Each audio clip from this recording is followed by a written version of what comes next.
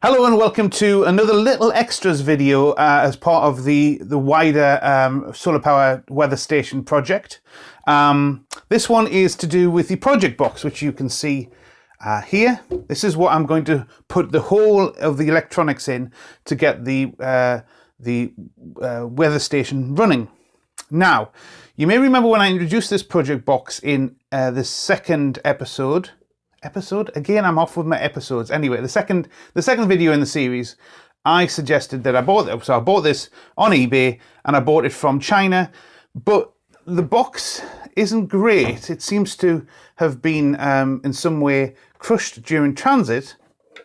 So I needed to test out whether it is indeed weather resistant, waterproof, to what it says. Now it says on the original description when I bought it, it said it was IP66 rated. Now, for those of you who don't know the IP rating, IP stands for ingress protection, and it's a standard method of showing or telling what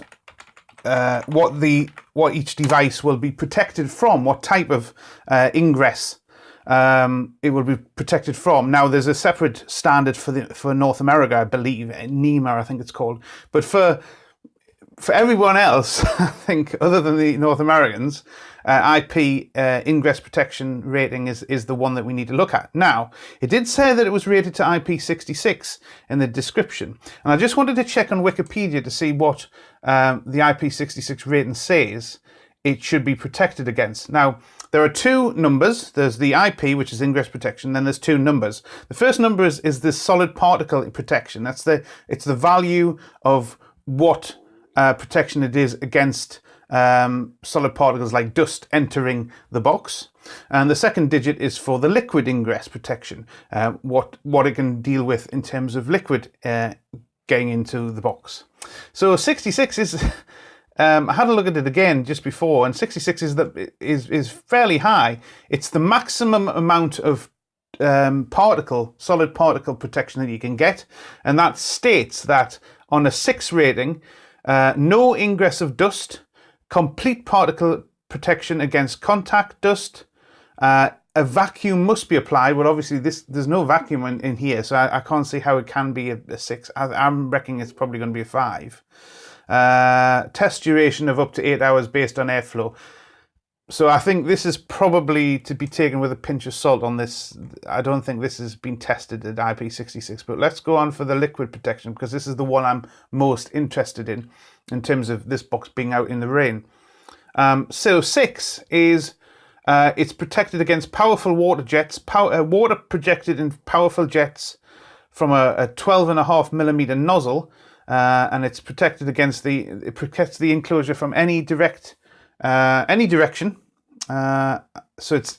basically it's saying I can spray anything on it from any direction up to a 12.5 millimeter nozzle, and it'll have no harmful effects so no water ingress into the box. Okay, so this is what we're going to try today. So if it is an IP66 rating, despite the fact that I suspect that it's not going to be like that, because of the damage to the box and the fact that it doesn't really sit on the seal. So let's take it apart. What I'm going to do for this test is I'm actually going to take the box apart using these plastic screws that come with it, so that they're let's have a look. The big long screws that go down to the depth of the box. See if I can get those out. Actually, I don't even know if they come out, but they should come out to that length anyway. They were all out when I put them in, so oh dear. You see, that doesn't sound great. Grinding of plastic against plastic is never a great sound. This corner, in fact, that you're seeing the problem with, you're hearing that problem with when I'm trying to take it out, is in fact the corner that seems to be most damaged.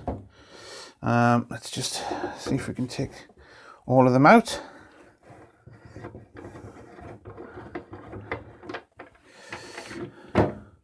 And then the next one.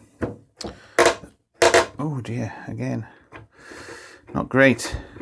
It's a very hard plastic, which I thought it would be a little softer to have a little bit more give, but it's a very hard plastic, which hence the grinding noises. Now let's see if I can get the top off. Right, okay, so the top's out here. Now you'll see that there is a seal around it, and this is, you know, it's an all right seal. Oh, you see, there's the problem. I don't think that seal's perfect around there. It's sealed round here, and that's all fine. But in this corner, there's a big chunk out of the seal. That's not great. Anyway, so what we're going to do, we'll carry on as normal, as if everything's fine. You see, there's little bits of the black seal that's in the bottom, and I'm really not confident in this at all. So what I'm going to do is I'm going to put some normal kitchen paper in the bottom of the box, because obviously that's quite absorbent. So if there's anything that gets in, it should soak up on this paper, and I'll be able to see it quite readily.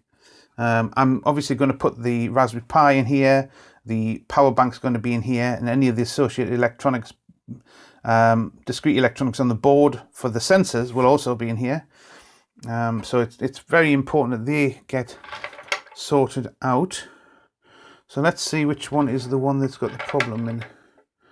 It's not that corner, it's that corner, and that's the one that doesn't, yeah, that one's got a dodgy seal on it. I think that this has been damaged. I can only say this has been damaged. I'm going to try and do it a different way. I'm going to try and put it around a different, let's see if I can seal this.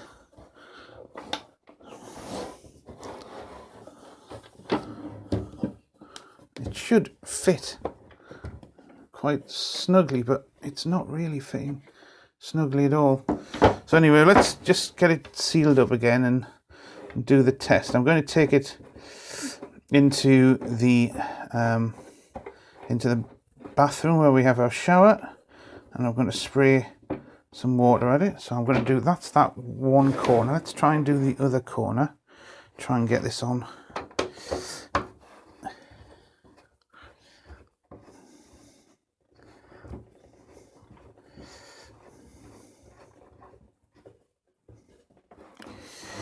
And then try this one, and then I'll go around and tighten it all up again.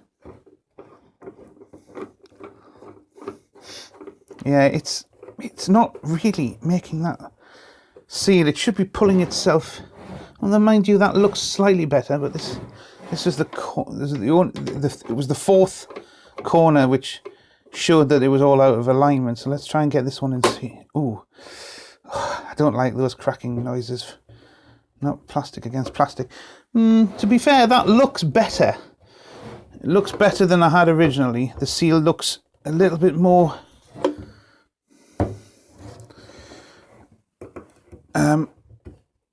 well, it looks a little bit more of a seal, to be honest. Let's just bring these in. This is getting better. Around here you'll see that this is closing up. It's housing on the seal a bit better.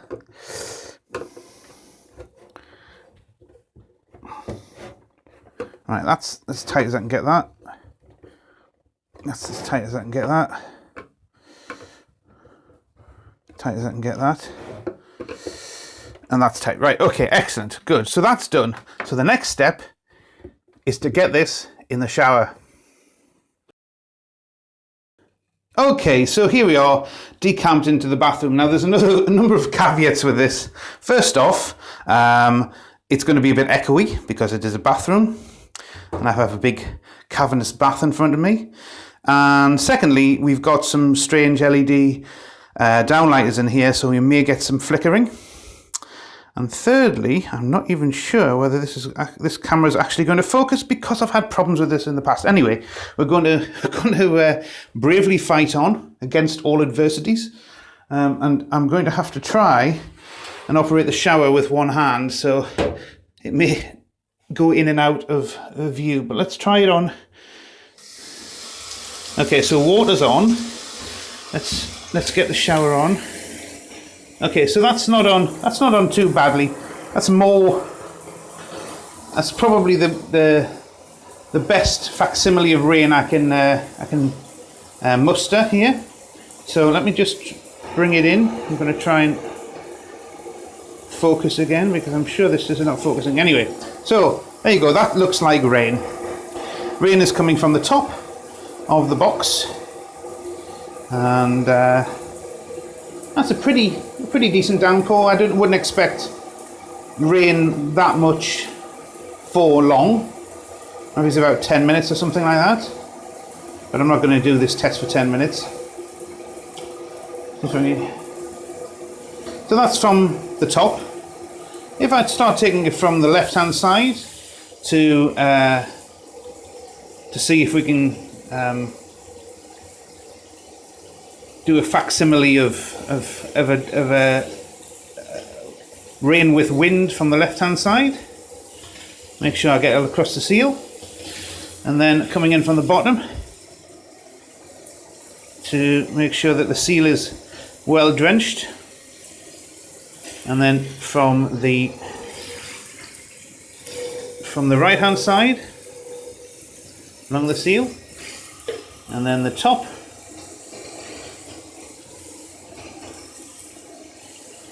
and then again from right up above.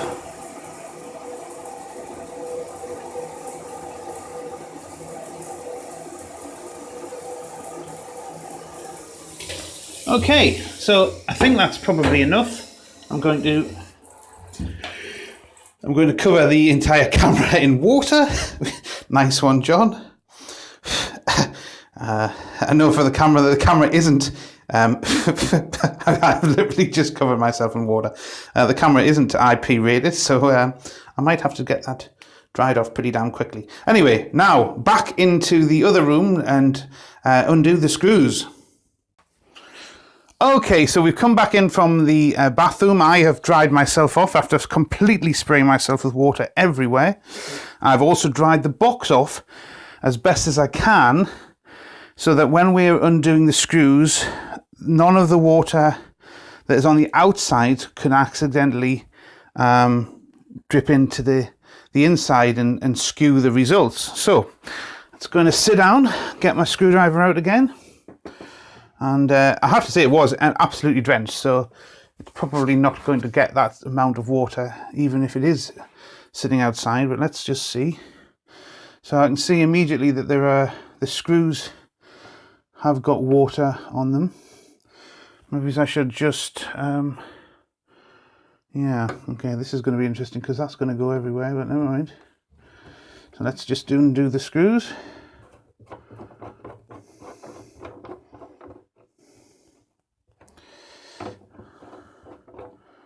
Now, the interesting thing is here, when I pull this out, I'm hoping that they're not going to leak anywhere, because that might skew it as well. Do these.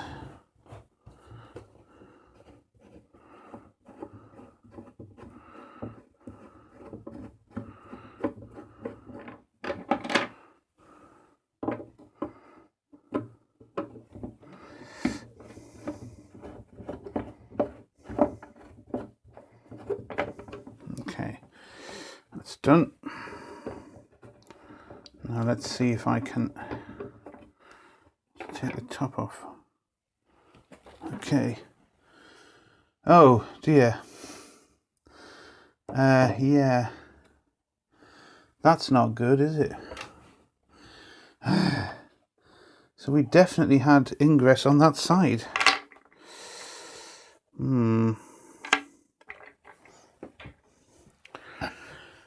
Yeah, if you can see, oh God, and this is, yeah, it's pouring out.